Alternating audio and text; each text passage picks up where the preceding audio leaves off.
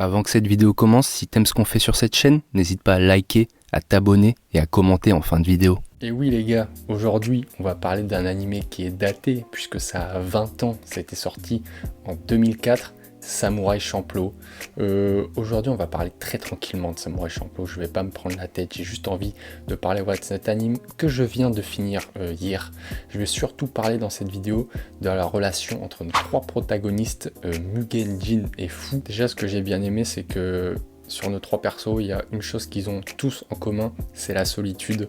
Que ce soit Jin, Mugen ou Fu, quand tu les rencontres pour la première fois au début, ils sont solitaires.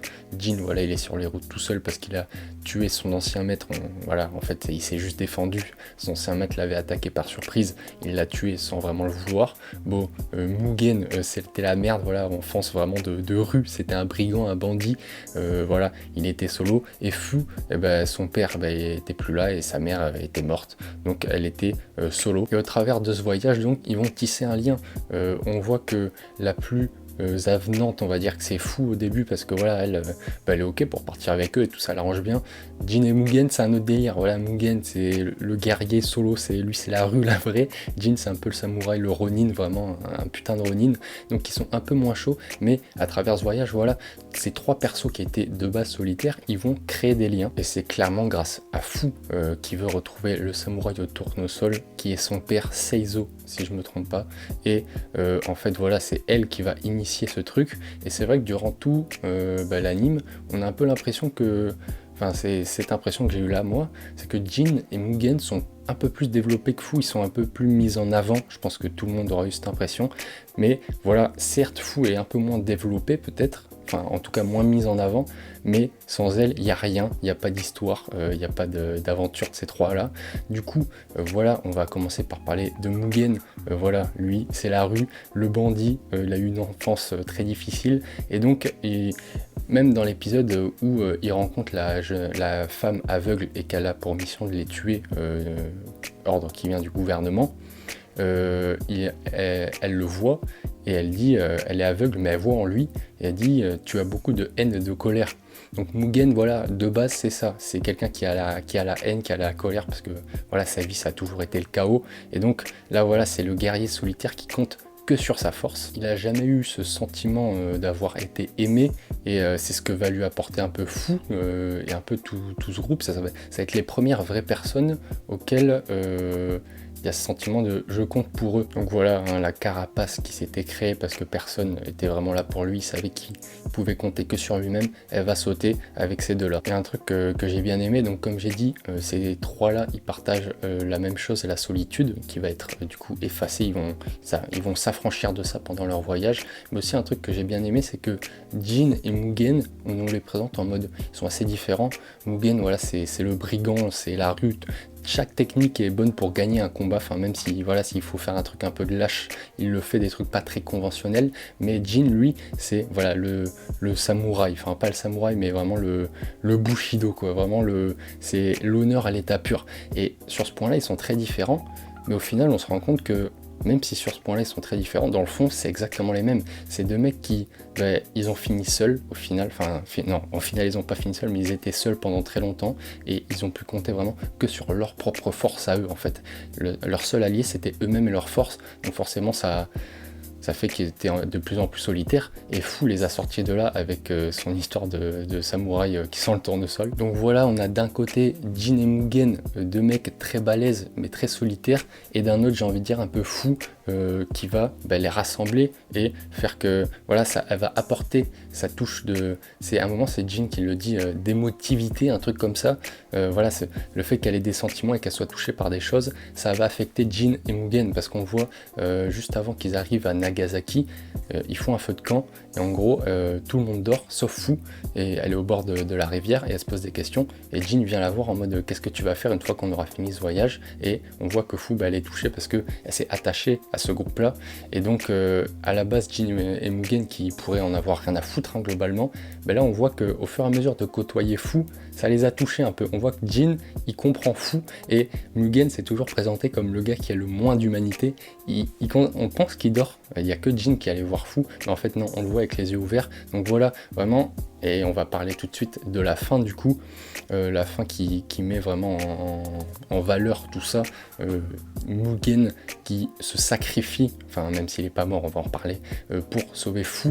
Voilà, elle est retenue prisonnière, et en fait elle est retenue prisonnière par des mecs qui dans le passé, Mugen leur a fait du sale, et donc ils voulaient se venger de Mugen. Ils ont pris Fu pour le faire venir, et Mugen qui de base, celui qu'on a connu au début, qui aurait juste pensé à sa gueule, qui serait même pas allé sauver Fu, là il y va et carrément il jette son sabre pour dire voilà, jette mon sabre mais vous la laissez partir. Et voilà, sur cette scène là on voit tout le développement de Mugen. Il se sacrifie entre guillemets, chose qu'il n'aurait jamais fait pour personne, là pour la personne un peu qui l'a fait s'humaniser. Et si j'ai trouvé ça, c'était trop bien. On voit, il en chie sa race avant de venir. Il se bat contre le gars sur le sort dans la barque là. On voit vraiment, il est usé et il sait que ça va être très chaud, mais il le dit quand même, allez, va-t'en, genre Fu, elle veut pas partir, elle veut pas le laisser entre les mains de ces mecs-là, mais il lui dit, allez, va-t'en, et on voit qu'il est usé, mais il dit, t'inquiète, je vais pas mourir. Et voilà, pour parler du combat, c'était très stylé. Vraiment, pendant toute cette fin, j'ai vraiment eu l'impression qu'il pouvait mourir, clairement, que ce soit Jin ou Mugen, parce que voilà, pour parler du climat de fin qu'il y a du coup Mugen qui se bat contre ces types-là qui veulent se venger de lui, et de l'autre côté, il y a Jin qui se bat contre, je n'ai plus son nom, voilà, le samouraï, enfin le gars qui travaille pour le gouvernement, c'est plus un samouraï, super fort, vraiment, genre, il est méga fort, on dit que personne peut le tuer, et il y a vraiment cette impression de Fu, elle arrive du coup à retrouver son père. Son père se fait buter par ce fameux samouraï très fort, et du coup il y a des morts et il y a un climat de ça déconne pas, et on te montre clairement Jin qui se fait battre, qui tombe dans l'eau, battu par ce fameux mec super fort dont je vais toujours oublier le nom, et Mugen voilà qui est clairement dans le mal face aux deux frères qui veulent se venger. Donc il y a vraiment un climat de tu penses vraiment qu'ils peuvent mourir. Je regardais ça, j'étais en mode c'est super bien fait, tout indique qu'ils peuvent vraiment mourir, mais d'un autre côté j'étais en mode mais qu'est-ce que ça raconterait vraiment au final, genre pendant toute l'aventure on a un peu humanisé Mugen et Jin grâce à Fu, et du coup à la fin il meurt. Et je trouvais pas ça très logique, mais d'un autre côté j'étais aussi en mode c'est clairement possible en fait, genre il y aurait rien eu d'illogique à ça, et on aurait pu juste nous mettre en mode vous voyez, il n'y a pas que des happy endings, des fois ça se termine mal. On peut peut-être le voir de notre côté, c'est que vraiment quand Mugen est venu sauver Fu et qu'il jette son épée, tu vois la gueule de Mugen avec ses cheveux mouillés, et tu te dis putain, ça sent un peu la fin du voyage, genre Mugen il est parti d'un mec qui comptait vraiment que sur lui-même, rien à foutre, solo à fond, et au final à veiller sur quelqu'un, à veiller sur Fu, très stylé d'ailleurs le moment où Jin il reste pour se battre contre le samouraï, et qui dit à Mugen vas-y je te la confie, parce que Fu, quand elle parlait avec Jin avant, elle était en mode ouais mais Mugen je sais pas trop, enfin j'aimerais bien rester avec vous, mais Mugen il a l'air de s'en foutre, et Jin il avait compris que Mugen en fait il s'en foutait pas, et du coup un peu pour montrer à Fu, il a dit à Mugen vas-y va la sauver, et du coup pour revenir sur ça, Mugen arrive, et il y a vraiment ce truc de c'est la fin du voyage pour Mugen. On est parti d'un brigand qui comptait que sur lui, à un mec qui sacrifie pour sauver celle à qui il tient. Et voilà, et pour parler un peu plus de Jin, parce que j'en ai pas beaucoup parlé, mais il se venge un peu, parce que du coup, le samouraï super fort, c'est toujours pas un samouraï, le mec super fort contre qui il se bat, c'était le mec qui avait ordonné à son maître de le tuer. Donc c'est un peu à cause de lui qu'il a tué son maître. Donc finalement, ils finissent par s'en sortir, Jin tue ce fameux mec super fort et Mugen s'en tire, alors que je pensais vraiment qu'il était mort. Il avait pris la faux, je sais pas combien de fois dans la gueule, il avait pris une énorme explosion, il avait pris des balles, des coups de fusil, il a tout pris, mais au final ils s'en sortent et c'est pas plus mal. Ça aurait pu vraiment se terminer en mode il meurt, ça aurait été vraiment un bad ending, mais ça aurait été possible parce que voilà, Fu aurait quand même atteint son but de retrouver son père. Bon, il serait mort, mais au final elle l'aurait atteint, et voilà. Mais du coup c'est bien mieux qu'il soit pas mort, parce que justement après tout ça, Jin et Mugen qui s'étaient promis dans l'épisode 1 de se tuer l'un l'autre, ils finissent en mode ça y est, on s'est débarrassé de tout le monde, du gouvernement qui nous faisait chier, maintenant on va régler nos comptes.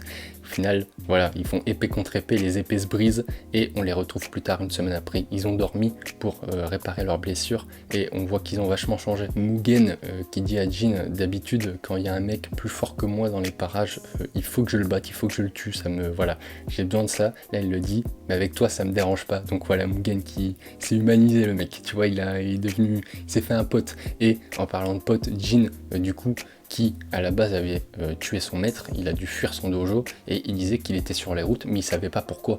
Voilà, c'était quelqu'un rempli de solitude qui parlait quasi pas et au final avec ce voyage il a enfin trouvé ce qu'il cherchait. Il cherchait un ami qu'il a trouvé en Mugen et en Fu aussi, et voilà, du coup j'ai vraiment beaucoup aimé ce thème de la solitude en vrai. Et à la base tous les trois ils étaient seuls. Mugen et Jin beaucoup plus rustres que Fu forcément, vu que c'est des hommes, c'est comme ça que c'est présenté. Et au final, petit à petit, on voit qu'ils sont devenus potes. Donc vraiment, ça a été fait en 2004. Actuellement, c'est pas un thème de malade, on va dire, mais je trouve que c'était super bien réalisé. C'est un truc assez simple, mais c'était super bien raconté. Et à la fin, on les voit quand même qui se séparent. Ils prennent chacun leur chemin. Et voilà, ils s'en vont. Donc voilà, ça reste quand même le truc de on s'est fait des amis et maintenant on repart de notre côté pour de nouvelles aventures. J'ai bien aimé que ça se termine comme ça. Je sais pas si j'aurais autant aimé si c'était en mode ils restent tous les trois.